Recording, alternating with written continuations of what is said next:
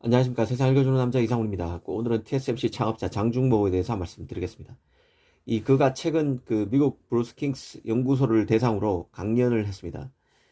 미국의 반도체 제조 전략에 대해서 쓴소리를 다시 한번 했는데요. 그는 먼저 미국이 칩 제조를 본토에서 하려는 시도에 대해서 낭비적이고 비용이 많이 드는 헛수고라고 비판했습니다.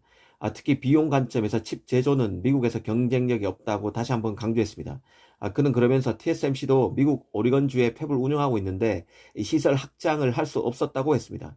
이 오리건주에서 나오는 칩의 생산 비용이 이 대만에서 만드는 것보다 50%나 더 비쌌다는 게 그 이유였습니다. 미국에서 만든 칩으로는 국제 경쟁력을 가질 수 없다는 것입니다.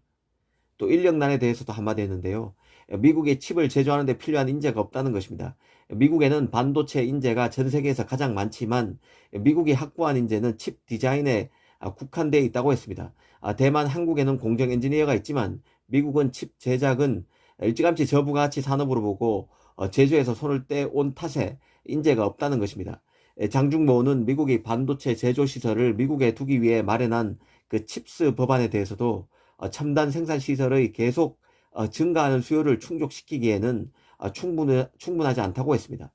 그러면서 장중모는 미국은 중국과 대만 사이의 전쟁을 더 걱정해야 할 것이라고 말하기도 했습니다.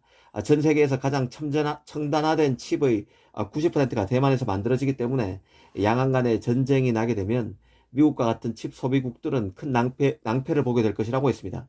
이 반면에 중국과 대만 사이에 전쟁이 일어나지 않는다면 미국이 지금 기울이는 모든 노력들이 엄청난 자본 낭비로 되돌아올 것이라고 했습니다. 사실 이번 브루킹스 연구소 연설 전에도 이 장중모는 미국의 강점으로 사람이 아닌 인프라를 꼽아왔습니다. 토지, 물, 전기를 포함한 이 반도체 제조 산업을 건설하는 데 필요한 물리적 자원과 환경 측면에서 최고라는 뜻입니다. 하지만 열정적인 엔지니어, 기술자, 생산 라인 인력 등을 포함해서 대규모로 제조 라인 인력을 동원하는 능력 등은 대만과 한국에 뒤처져 있다고 진단한 적도 있습니다.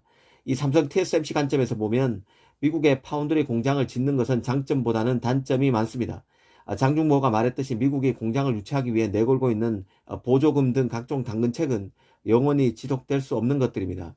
하지만 미국에서 공장을 운영하면서 발생하는 여러 비용들, 가령 아시아 인력보다 크게 비싼 인건비, 공학적 재능을 갖춘 인재 확보의 어려움, 공장이 분산되어 있는 데 따른 경영 비효율 등을 감안하면 미국에 공장을 짓는 것은 남는 게 아니죠. 그럼에도 미중 갈등 속에서 미국에 공장을 지어야 하는 국제 정치학적 구조 속에서 어쩔 수 없이 삼성과 TSMC가 미국에 공장을 짓는 결단을 내리고 있다는 게 객관적 평가일 것입니다. 이런 사실을 장중모도 잘 알고 있을 것입니다. 그러면서 계속 그가 미국의 제조를 문제 삼는 이유는 무엇일까요?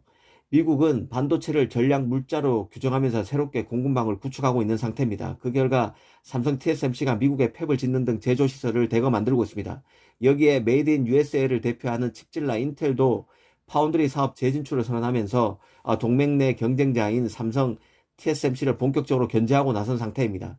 이 장중모는 미국의 필요에 의해서 미국으로 TSMC가 가고 있는데 인텔을 자체적으로 파운드리에서 키우는 상황이 못마땅할 것으로 보입니다. 인텔은 오는 2024년, 2025년께는 삼성과 TSMC를 제치고 미세 공정에서 다시 세계 1위로 우뚝 서겠다고 공언한 상태입니다.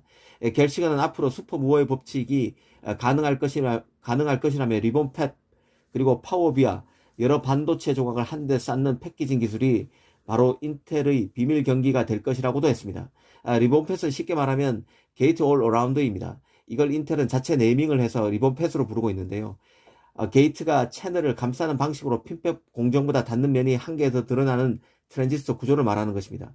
이 파워비아는 후면 전력 공급망입니다. 기존의 신호선과 파워선이 혼용되면서 회로가 복잡해지고 간섭 현상이 발생하는 경우가 있었는데요. 이 파워비아는 파워선을 실리콘 기판 후면에 연결해서 회로 구조를 효율화하는 것을 말합니다. 이런 것을 통해서 결싱은 2년마다 반도체 성능이 2배 이상 높아지는 슈퍼무어의 법칙이 가능할 것이라고 강조해 왔습니다. 최근 인텔의 상황은 이익이 줄고 투자는 늘고 핵심 인재는 엔지니어 기술통으로 급격히 교체되고 있다는 말씀을 드린 적이 있습니다. 인텔의 잠재력, 결싱의 변화 의지, 그리고 실제 행동, 미국 정부의 물량 지원 등을 두루 감안할 때 인텔을 주목해야 하는 상황인 것만은 틀림없습니다. 이런 배경을 알면 장중모는 기분이 나쁠 수밖에 없을 것입니다. 이 장중모는 미국 텍사스 인스트루먼트에서 최고 자리에 올랐던 미국 대만 반도체 역사 그 자체의 인물입니다. 미국 반도체가 제조를 할 수 없다는 점을 알고 대만으로 건너가서 이 파운드리를 만들었던 인물입니다. 팹리스의 미국, 파운드리의 대만이란 구조를 정착시킨 인물이 바로 장중모입니다.